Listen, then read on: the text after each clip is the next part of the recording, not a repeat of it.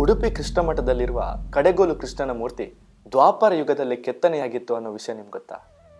ಅದು ಕೂಡ ಕೃಷ್ಣನ ಅಪೇಕ್ಷೆಯಂತೆ ಈ ಮೂರ್ತಿಯನ್ನ ತಯಾರಿಸಲಾಗಿತ್ತು. ಕಂಸಾದಿ ರಾಕ್ಷಸರನ್ನ ಕೊಂದ ಶ್ರೀಕೃಷ್ಣ ತನ್ನ ತಾಯಿ ದೇವಕಿಯ ಮುಂದೆ ಬಂದು ನಿಲ್ತಾನೆ. ಆತನ ಬಾಲ್ಯದ ತುಂಟಾಟಗಳನ್ನ ನೋಡುವ ಅವಕಾಶದಿಂದ ವಂಚಿತಳಾಗಿದ್ದ ದೇವಕಿಗೆ ಆತನ ಬಾಲ್ಯದ ತುಂಟಾಟಗಳನ್ನ ನೋಡುವ ಆಸೆಯಾಗಿತ್ತು. ಇದಕ್ಕೆ ಒಪ್ಪಿದ ಶ್ರೀಕೃಷ್ಣ ಒಂದು ದಿನ ತಾನು ಬಾಲಕೃಷ್ಣನಾಗಿ ದೇವಕಿಯ ಜೊತೆಗೆ ಇರುತ್ತೇನೆ ಎಂಬ ಮಾತನ್ನು ನೀಡ್ತಾನೆ.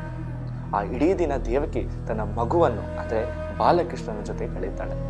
ಮಧ್ಯಾಹ್ನದ ಹೊತ್ತಿಗೆ ಆತನನ್ನ ಮಲಗಿಸಿ ಬೆಣ್ಣೆ ಕಡೆಯುವಾಗ ಆ ಶಬ್ದಕ್ಕೆ ಎದ್ದ ಬಾಲಕೃಷ್ಣ ಓಡಿ ಬಂದು ಕಡೆಗೋಲನ್ನ ಹಿಡಿದುಕೊಂಡು ಮನೆ ತುಂಬಾ ಓಡೋದಕ್ಕೆ ಶುರು ಮಾಡ್ತಾನೆ.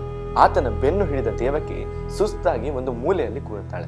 ತಾಯಿಯನ್ನು ನೋಡಿದ ಬಾಲಕೃಷ್ಣ ಇನ್ನೊಂದು ಮೂಲೆಯಲ್ಲಿ ಬಲಗೈಯಲ್ಲಿ ಕಡೆಗೋಲು, ಎಡ ಕೈಯಲ್ಲಿ ಅದರ ಹಗ್ಗವನ್ನು ಹಿಡಿದು ಮುದ್ದಾದ ಒಂದು ಮಂದಹಾಸವನ್ನು ನೀಡ್ತಾ ತಾಯಿಯನ್ನೇ ನೋಡ್ತಾ ಇರ್ತಾನೆ. ಈ ದೃಶ್ಯ ದೇವಕಿಗೆ ತುಂಬಾ ಇಷ್ಟ ಆಗುತ್ತೆ. ದೇವಕಿಗಿಂತ ಹೆಚ್ಚಾಗಿ ಇದನ್ನ ಬಾಗಿಲ ಸಂದಿಯಿಂದ ನೋಡ್ತಿದ್ದ ಕೃಷ್ಣನ ಮಡದಿ ರುಕ್ಮಿಣಿಗೆ ಇಷ್ಟವಾಗುತ್ತೆ. ಆಕೆ ಇನ್ನು ಮುಂದೆ ತನ್ನ ಜೀವನದಲ್ಲಿ ಶ್ರೀಕೃಷ್ಣನನ್ನ ಇದೇ ರೂಪದಲ್ಲಿ ಪೂಜಿಸಬೇಕು ಅನ್ನೋ ಇಂಗಿತವನ್ನ ಕೃಷ್ಣನ ಮುಂದೆ ಇಡ್ತಾನೆ. ಮಡದಿಯ ಆಸೆಯನ್ನ ಪೂರೈಸೋದಕ್ಕೋಸ್ಕರ ಶ್ರೀಕೃಷ್ಣ ಸಾಕ್ಷಾತ್ ದೇವಶಿಲ್ಪಿ ವಿಶ್ವಕರ್ಮರನ್ನ ಕರೆಸಿ ಸಾಲಿಗ್ರಾಮ ಶಿಲೆಯಲ್ಲಿ ತನ್ನ ಆ ರೂಪವನ್ನ ಕೆತ್ತಿಸ್ತಾನೆ.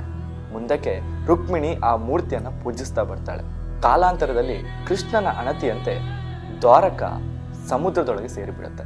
ಈ ಮೂರ್ತಿ ಕೂಡ ಸಮುದ್ರದೊಳಗೆ ಆ ಮಣ್ಣಿನ ನಡುವೆ ಸೇರಿ ಮುಂದಕ್ಕೆ ಗೋಪಿ ಚಂದನದ ಉಂಡೆಯಾಗಿ ಮಾರ್ಪಾಡಾಗುತ್ತೆ.